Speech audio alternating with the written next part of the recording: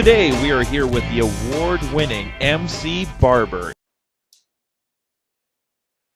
Hey everyone, this is MC. Today I have extremely exciting haircut for you. This is a makeover. We're gonna do a men's bun, and we're gonna trim the beard down, but we're still gonna keep the beard long. And in this haircut I'm actually gonna do a unique technique. It's a technique that I call backhand cutting. Most of the haircut will be actually done with that technique, and you will see the results that you get from that technique. You basically get something similar to a razor cut, although not quite like a razor cut. Nothing can match a razor, but you actually do get very nice texture technique, texture result, excuse me. So first thing, in the long haircuts, especially when a client likes to keep longer hair, I like to divide the hair into sections and keep the top separated from the back and the sides. And I will start with the back first. A lot of times they will teach you to start from one side, from the temple, go all the way around, go to the other temple, and do that. I personally like to start right from the center and the back, go to one side, and then start again from the same spot, pick up my guide, and go to the other side. I like this technique because it allows me, I'm sorry, here in the video you cannot see me, but actually allows me to keep my shoulders down the whole time, and my elbow, especially my cutting hand elbow.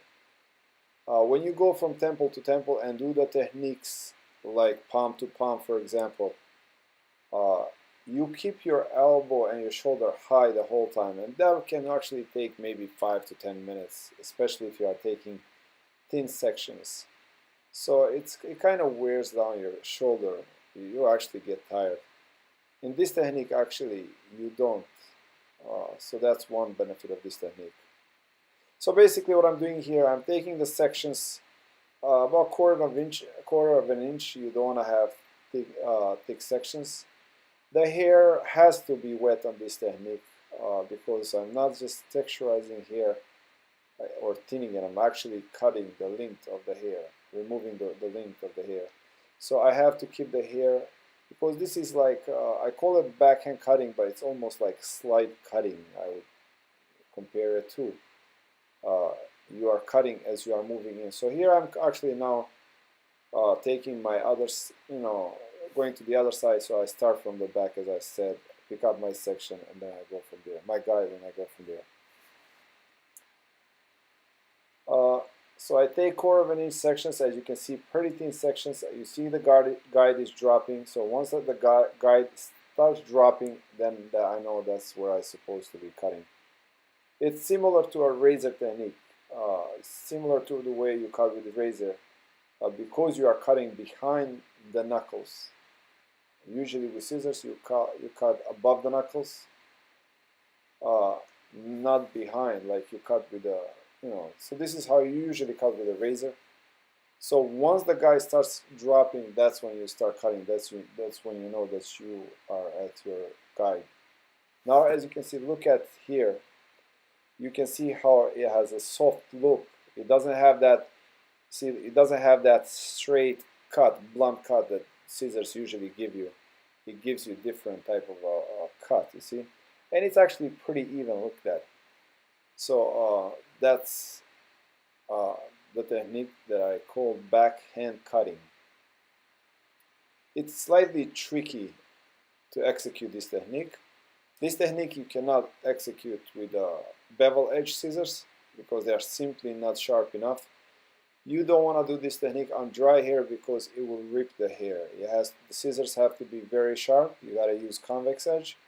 They have to be very sharp so you don't rip the hair. You actually slice the hair. And also you should take thin sections, so your sections are not very thick. If you take thick sections, then you can take thick sections, but that would be more for like just creating texture and movement inside the hair, not actually removing the length just the way I did.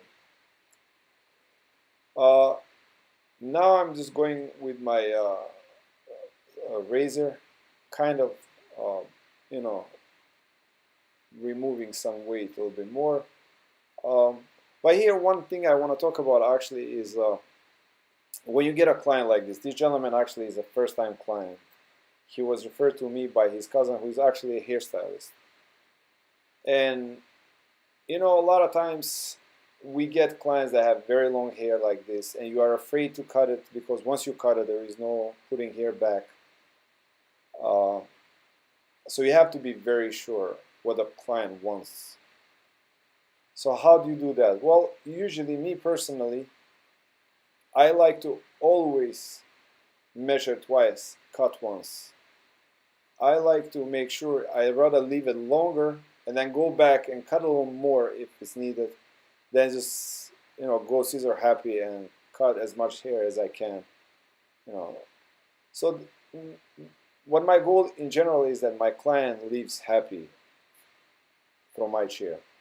But however, during consultation, these type of cases, when the client is first time, he has very long hair, he wants a makeover. When you ask them what they want, they usually give you like, what do I say, how would I say it? They give you, I would say, contradicting statements. Like they will tell you, even give you a picture, but then starts telling you, like, for example, they'll give you a picture where it's pretty short, but they say, yeah, but I don't want my sides that short. I want them a little bit longer. Yeah, and my top I also want longer, or I want it shorter, not like that. So basically, they are showing you a picture, but they don't want that haircut. They don't want what's on the picture. So this is where you have to really make sure that I would say, where your experience actually comes in play.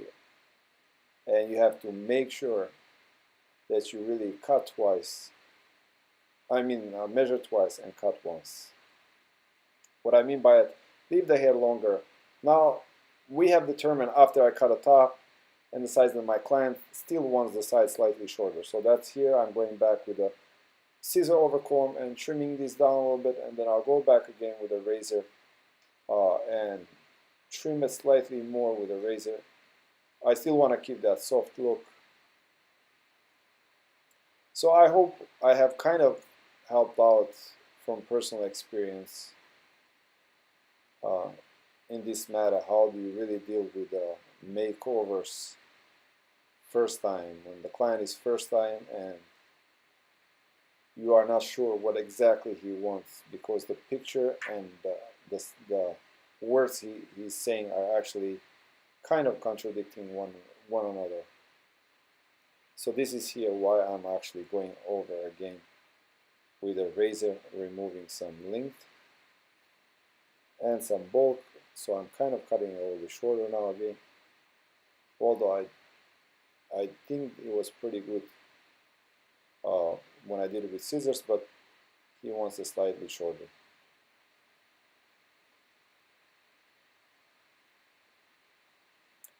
Now when I do beards, first thing I like to do is really comb out the beard out so the hair is not curling and stuck, as you can see underneath, and all, you know, bushy. I like to just kind of comb it out, make it as straight as possible, so that I know the hair that I actually remove is the hair that needs to be removed. Now once I make the beard look like that, you see,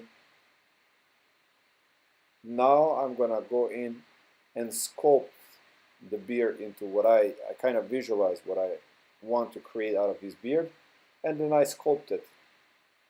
Basically, I remove the excess hair, and hopefully what's left is what we are looking for. Now, over the years, having beard myself, I found out that the beard comes out way better, especially long beards, if you do it with scissors versus the clippers. So I always try to do the beard with scissors rather than a clipper.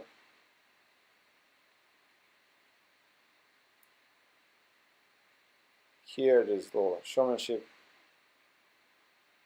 but this is, you can easily do with one scissor. You don't need to do both scissors.